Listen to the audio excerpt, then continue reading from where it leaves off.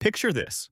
You walk into a golf shop, you pull a brand new driver off the rack, and the price tag says $600. You grip it, you waggle it, and it feels like the future. But here is the thing nobody in that store is going to tell you. Last year's model from the same brand sits in the clearance bin for 300 bucks and performs within a yard or two of this shiny new one. The difference between the two is not in your hands. It is in the marketing budget. This is not a video about bad golf brands. Let me be clear about that right now. Every brand we are about to talk about makes good equipment. Some of it is excellent. But making a good club and being worth full retail price for the average golfer are two completely different conversations. And that gap between performance and price has never been wider than it is right now. By the end of this video, you will know exactly which brands are charging you for hype over help, which ones have quietly lost their edge, and how to spend smarter without sacrificing a single yard off the tee. Let us get into it. At number 5, we are starting with the brand that most golfers think of as untouchable, the premium flagship model trap. We are talking about brands like TaylorMade, Callaway, Titleist, and Ping. All of them. Not because they make bad clubs. They make some of the best clubs on the planet. But the question is not whether their newest driver is good. The question is whether that newest driver is $600 better than the one it replaced. And the answer, for most of us, is no. Here is a perfect example. My Golf Spy named the TaylorMade Chi 4D as the top overall driver of 2026. Balanced performance across distance, accuracy, and forgiveness. That is a legitimate stamp of approval. But yeah, again, fairly, very similar. So if we flick onto the ball data, ball speed, exactly the same. Again, launch, bit higher with the 440K. Again, spin, definitely a bit higher with the 440K. Again, there, what's that, 300 revs again? Like, yeah, it's definitely 300 revs higher spin. Dispersion, again, very, very similar. Looks a tiny bit worse with the 430-10K, probably me. Carry, nothing in it, like... But Golf Monthly ran a head-to-head comparison between the Ping G430 Max 10K and the newer Ping G440K. The older G430 Max 10K still delivered outstanding performance at a lower price point. The newer model mainly added refinement, some adjustability upgrades, and improvements in sound and feel. Sound and feel. Not distance, not accuracy. Sound and feel. Think about that for a second. You could buy the previous generation Ping driver, save a couple $100, and lose almost nothing in terms of what actually matters on the course. That is the core value argument. The technology in modern drivers is so good that year-over-year improvements have become razor-thin. The jump from 2018 to 2022 was massive. The jump from 2024 to 2026 is a whisper, and yet the price keeps climbing. Now, if you are a scratch golfer who can feel the difference between a half degree of loft and a slightly different center of gravity position, maybe that incremental improvement matters to you. But if you are a 15 handicap who slices it into the trees 3 times around, you are not buying performance. You are buying a feeling in the pro shop. The smart move is to wait one generation, buy the older model at a steep discount, and put that savings toward a proper fitting. Which, by the way, will do more for your game than any new driver ever could. But paying too much for the latest model is just the beginning. Wait until you hear what happens when brands build their entire identity around tour validation. At number 4, we are talking about paying a premium for tour trust. The two biggest names here are Titleist and TaylorMade, and this is where the conversation gets uncomfortable. Titleist's GT3 has been one of the most played and most successful drivers in 2026 tour tracking. TaylorMade has led in multiple win count categories. These brands dominate the professional game, and they deserve credit for that. Tour players trust these clubs because they perform at the highest level. But here is the twist that nobody talks about at the fitting center. Tour trust does not automatically equal amateur value. A tour pro swings a driver at 115 miles per hour or more. They have spent decades grooving a swing that delivers the club face to the ball within fractions of a degree every single time. When Titleist builds a driver that a tour player loves, it is optimized for that kind of precision, that kind of speed, that kind of consistency. The average 15 handicap golfer swings nowhere near that fast and makes contact on a different part of the face almost every single swing.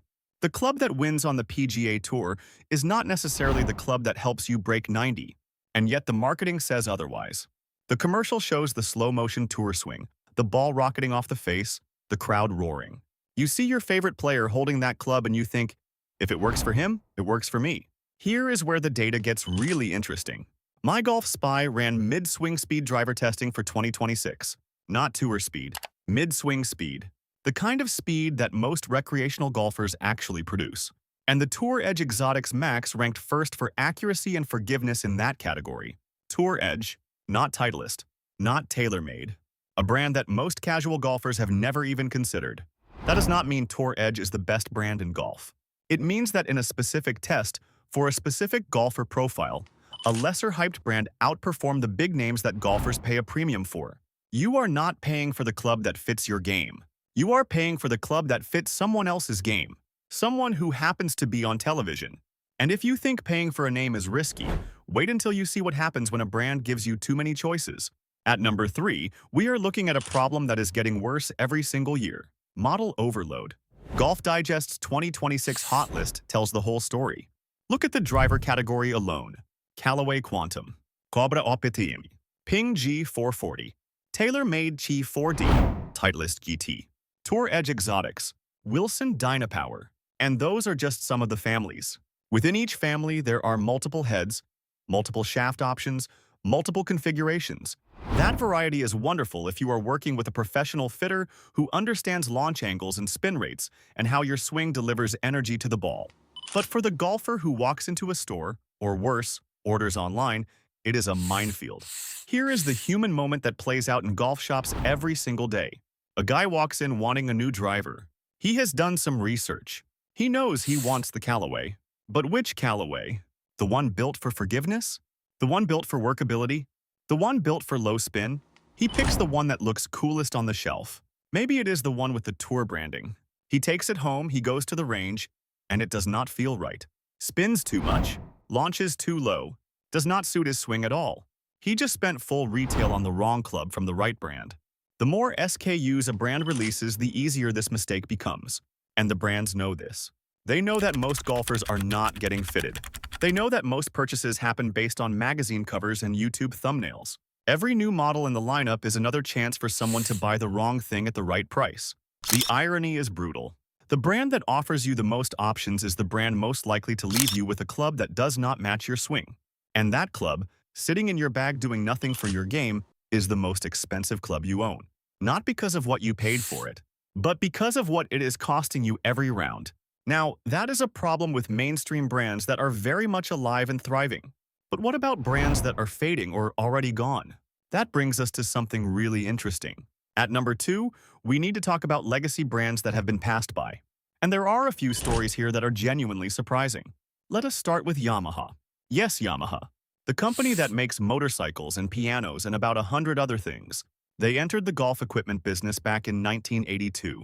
For decades, they made solid clubs under the Impress and RMX lines. They sponsored talented players like Fujita Hiroyuki and Imada Shugo. In the fiscal year ending March 2023, Yamaha Golf hit a record high of 10.1 billion yen in sales, roughly $65 to $70 million depending on the exchange rate, with around 2 billion yen in profit. Then the floor dropped out. 1 year later, fiscal year ending March 2024, revenue plunged to about 4.9 billion yen, more than a 50% drop in a single year, and the business swung into a 1.1 billion yen loss. The following year was even worse. Revenue fell further to about 3.3 billion yen. Losses stayed above 1 billion yen. By fiscal year 2025, the entire golf division accounted for just 0.7% of Yamaha's total sales. On February 4th, 2026, Yamaha officially announced they were leaving the golf equipment business entirely. Their statement was blunt. They said it was difficult to foresee near-term profit recovery or long-term growth given intensifying competition from overseas brands, rising raw material costs, and a declining number of golfers. Domestic shipments to retailers end in June 2026. The Impress and RMX lines are done. If you own Yamaha golf clubs right now, your equipment still works. The physics of the club did not change because the company stopped making them. But there is no new product pipeline, no R&D, limited warranty support going forward, and resale value is going to keep sliding as the brand disappears from shelves. Buying Yamaha golf equipment at full retail in the last couple of years was paying a premium for a brand that was already on life support. And Yamaha is not even the most dramatic exit story. Ben Hogan Golf was founded in 1953 by the legendary Ben Hogan himself. For decades, Hogan clubs were the gold standard for purists. Beautiful forged irons with a feel that players described almost in poetic terms. In the 1990s and early 2000s, major champions like Justin Leonard used Hogan clubs. The Apex line of blades became something close to sacred among serious golfers. But the company changed owners multiple times. Financial instability became a constant. And in July 2022, Ben Hogan Golf officially closed operations after its main investor pulled funding. Nearly 70 years of history, gone. Now here is where it gets tricky for the consumer. Vintage Hogan clubs still hold collector value. If you have an old set of Apex blades in good condition, someone will pay for them. But if you were buying Hogan equipment in its final years hoping for modern performance, you were paying a legacy tax. No new technology was coming down the pipeline. The R&D budget was effectively zero, and modern game improvement irons from brands that are still investing in research will outperform those older designs for most recreational golfers, especially on mishits. The emotional connection to a brand name is real. Nobody is saying it is not, but emotion and value are not the same thing. And when a brand stops innovating, the gap between what you are paying for and what you are getting widens every single year. Speaking of paying for emotion, the last entry on this list might be the most controversial one of all. At number 1, we have two brands that sit at opposite ends of the same problem, paying a massive premium for status and exclusivity. We are talking about Honma and PXG. Let us start with Honma, the Japanese luxury brand known for handcrafted equipment and eye-watering price tags. Honma's Barris line is the crown jewel. These clubs use a star rating system to indicate the level of craftsmanship and materials. At the lower end, a single Barris club might cost you 400 to 1,000 euros, but a full set of 5-star Barris clubs can run just under 40,000 euros. That is roughly $40,000 or more, depending on exchange rates. For golf clubs, let that number sit with you for a moment. $40,000. That is a car. That is a year of college tuition. That is a set of golf clubs. Now, to be fair, what you get for that money is genuinely impressive from a craftsmanship standpoint. Hand-built in Japan. Premium steel. In-house shafts. Exotic materials. The kind of attention to detail that makes watchmakers nod in appreciation. And Honma's more accessible Tour World line is more reasonable, with a set of 6 irons running around 1,100 to 1,300 euros. But here is the uncomfortable truth. For the vast majority of golfers, the performance difference between a $40,000 Honma Barris set and a properly fitted set of irons from Ping or Callaway or Mizuno, costing a fraction of that price, is going to be negligible. Maybe less than negligible. The forgiveness built into modern game improvement irons from mainstream brands might actually help you score better than a hand-forged Japanese blade that punishes off-center hits. The Barris 5-star line is a luxury status symbol, and there is nothing wrong with luxury if that is what you want, and you can afford it. But calling it a good value for your golf game is like saying a Rolex tells better time than a Casio. It does not. It just looks better on your wrist. And then there is PXG, Parsons Extreme Golf. Founded by Bob Parsons, the former CEO of GoDaddy, PXG came into the market swinging hard with a message of premium materials, extreme engineering, and exclusivity. Their marketing made you feel like you were not just buying clubs. You were joining a club. But here is where things start to unravel from a value perspective. The PXG 0311 Gen 5 driver carried a recommended retail price of around $600. Then PXG themselves dropped it to about $299.99 during a sale. That is roughly a 50% discount from their own standard price. Their new Stick M forged wedges retail for $199 to $219, which is actually reasonable, but the overall brand pricing strategy has raised eyebrows for years. PXG runs periodic sales called Heroes Pricing, where you can get 20% off everything, or 30% off when you buy 14 or more clubs. Think about what that tells you. If a brand regularly discounts by 20 to 30%, the original price was never really the price. It was a number designed to make the discount feel exciting. PXG's founder has said that all PXG gear should be the leading products in the crowded golf market. That is a bold claim, and by some measures, their clubs perform well. But reviews consistently point out that the premium you pay is mostly for brand and materials rather than objective, measurable performance gains over competitors. One review put it plainly: the decision should come down to whether you can afford them and feel comfortable buying without being able to test them first, since PXG's distribution is limited and not widely available in retail stores. That last part is key. Limited retail availability means fewer chances to try before you buy.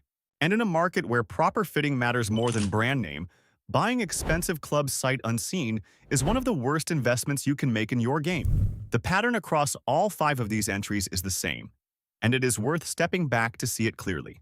Premium flagship brands charging $600 for drivers that are barely different from last year's model.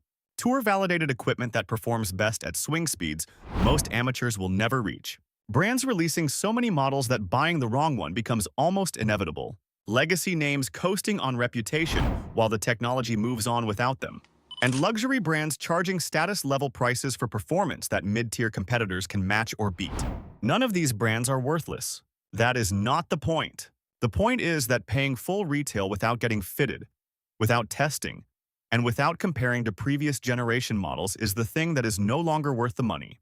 The performance gap between new and last gen, between premium and mid-tier, between big name and direct-to-consumer has narrowed to almost nothing for the average golfer. The smartest money in golf right now is not spent on the newest, shiniest, most expensive thing on the rack. It is spent on a proper fitting with whatever clubs actually match your swing. And that might be the $600 driver. Or it might be last year's model at half the price. The only way to know is to stop buying brands and start buying performance. Your wallet will thank you. And honestly, so will your scorecard.